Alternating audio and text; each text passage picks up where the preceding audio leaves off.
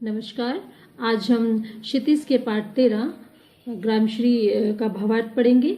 इसके लेखक हैं सुमित्रानंदन पंत। तो सुमित्रानंदन पंत ने ग्रामश्री कविता में गांव की प्राकृतिक सुषमा एवं समृद्धि का मनोहारी चित्रण किया है। ग्रामश्री का अर्थ होता है गांव की लक्ष्मी, गांव की संपन्नता। कवि ने इस कविता में भारतीय गांवों की प्राकृतिक सुंदरता का वर्णन किया है। भारतीय गांवों में हरी भरी लहलहाती फसलें, फल फूलों से भरे पेड़, नदी के तट की रेत आदि का बहुत ही सरल शब्दों में, बहुत ही अच्छे शब्दों में इतना सजीव चित्रण किया है कि उनका बिंब हमारी आंखों के सामने साकार हो उठता है। तो शुरू करते हैं पहले पैराग्राफ से। फैली गांवों में दूर तलक मखमल की कोमल हरियाली, लिपटी जिससे रवि की किरणें चांदी किसी उजली जाली। तिनकों के हरे हरे तन पर हिल हरित रुधिर है रहा झलक, श्यामल भूतल पर झुका हुआ नभ का चिर निर्मल नील फलक। फलक आसमान को कहते हैं। पट पहलू फलकार्थ। गांव के प्राकृतिक सौंदर्य का वर्णन करते हुए कवि कहता है कि गांव में दूर दूर तक मखमल की तरह मुलायम हरियाली फैली हुई है। इस पर पड़ने वाली सूर्य की किरणों को देखकर ऐसे लगता है कि चांदी की जाली उन पर बिछी हुई है। हरे तिनकों पर हिलती ओस की बूंदों को देखकर लगता है कि जैसे उनमें हरे रंग का रक्त, हरे रंग का रुधिर बह रहा है। हरी भरी धरती पर फैला नीला आसमान ऐसे प्रतीत होता है मानो धरती को वह अपने बाहों में भरने के लिए उस पर झुका हुआ है। दूसरा पैरा। रोमांचित सी लगती वसुधा, आई जो गेहूं में बाली, अरहर सनई के सोने की किंकणियां हैं शोभाशाली। उड़ती भीनी तेलाक्त गंध, तेलाक्त तेल से युक्त, फूली सरसों पीली पीली, लो हरित धरा से झांक रही, नीलम की कली तीसी नीली। वसुधा धरती, सनई एक पौधा होता है, किंकणियां करघनी में लगे छोटे छोटे घुंघरू होते हैं, और करघनी कहते हैं कमर में बांधे जाने वाला घुंघरूदार एक गहना। इसका भावार्थ है इन पंक्तियों का। गांव के इस सौंदर्य को देखकर ऐसे लगता है कि धरती जो है वो खुशी से, प्रसन्नता से भर गई है। उसी प्रसन्नता को व्यक्त करने के लिए, उसी प्रसन्नता को प्रदर्शित करने के लिए जौ और गेहूं के पौधे में बालियां निकल आई हैं। अरहर और सनई के पौधों पर लगी फलियां करघनी में लगे घुंघरुओं की तरह शोभायमान हो रही हैं। चारों ओर सरसों के फूल हैं जिनसे तेल की गंध, तेलाक्त यानी कि तेल जैसी गंध आ रही है, खुशबू आ रही है। इसी समय हरी भरी धरती से अलसी की नीले रंग की कलियों से, अलसी के जो फूल होते हैं वो नीले रंग के होते हैं, उसकी कलियां भी नीले रंग की होती हैं। अलसी की नीले रंग की कलियों से नीले नीले फूल निकलने लगे हैं। तीसरा। रंग रंग के फूलों से रिलमिल हंस रही सखियां मटर खड़ी, मखमली पेटियों की लटकी, छमियां बिछाए बीज लड़ी। फिरती है रंग रंग की तितली, रंग रंग के फूलों पर सुंदर, फूले गिरते हैं फूल स्वयं, उड़ उड़ वृत्तों से वृत्तों पर। वृंत होता है डंठल। कवि कहता है खेतों में रंग बिरंगे फूल खिल उठे हैं, खिल रहे हैं। वहीं उनके पास के खेत में बैंगनी सफेद फूलों वाली मटर को देखकर लगता है जैसे मटर रूपी सखियां, सहेलियां साथ साथ मिलकर हंस रही हों। मटर में फलियों को देखकर लगता है कि वे मखमली पेटियों में किसी रतन को छिपाए हुए हैं। चारों ओर रंग बिरंगे फूल खिले हुए हैं। जिन पर रंग बिरंगी तितलियां उड़ रही हैं। उन रंग बिरंगी तितलियों को उड़ते हुए देखकर ऐसा प्रतीत होता है मानो फूल ही इधर उधर उड़ रहे हैं। फूल ही उड़ उड़कर वृंतों पर डंठलों पर जा जाकर बैठ रहे हैं। 4th paragraph.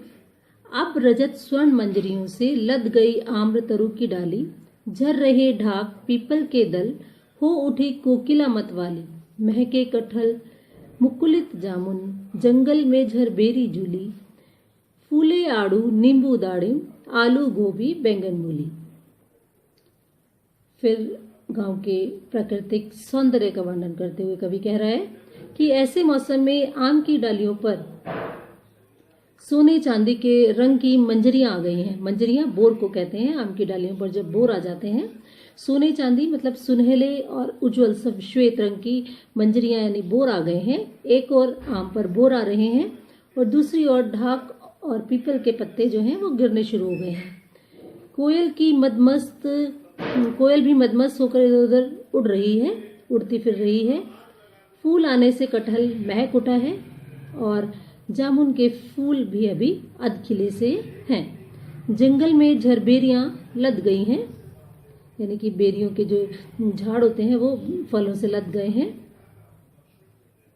उन पर फूल आ गए हैं।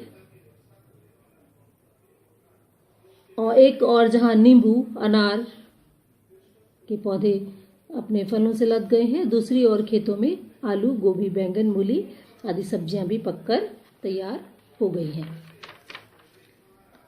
फिर 5वां पैराग्राफ।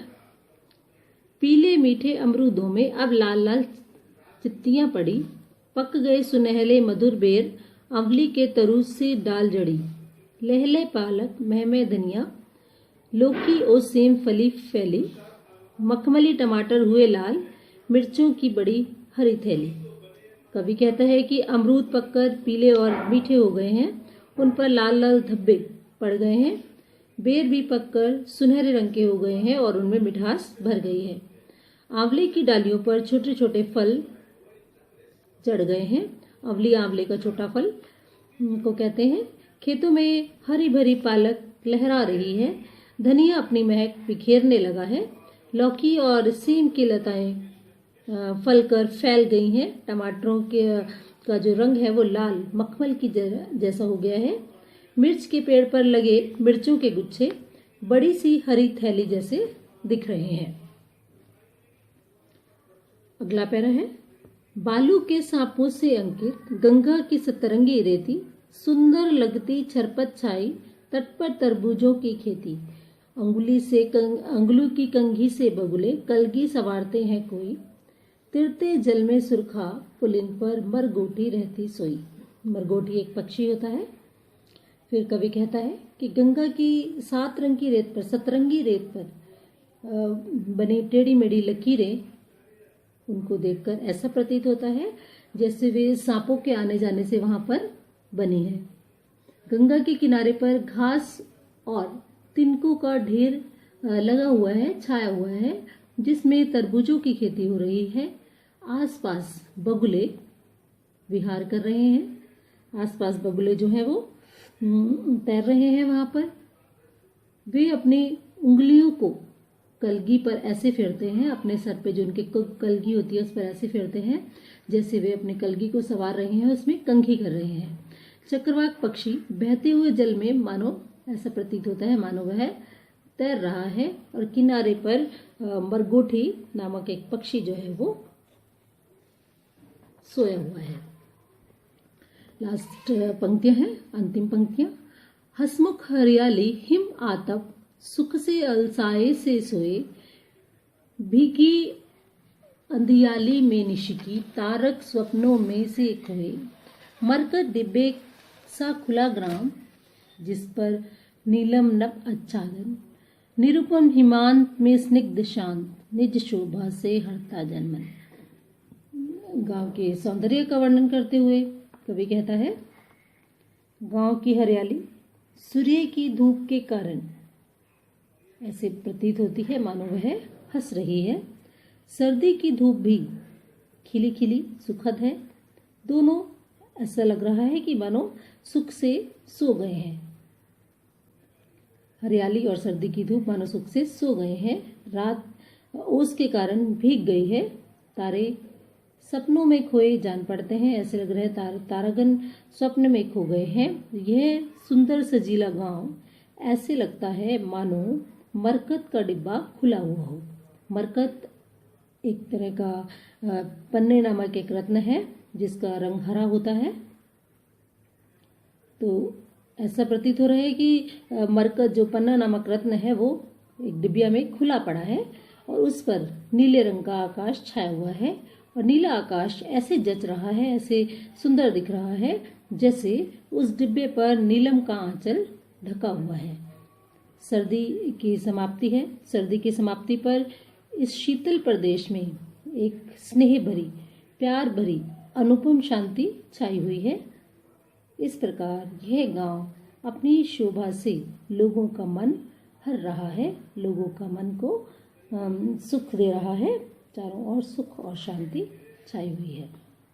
तो ये थे इस पाठ का भावार्थ जो मैंने अभी आपको बताया। आशा करती हूँ ये पाठ का भावार्थ आपको अच्छे से समझ में आ गया होगा। धन्यवाद।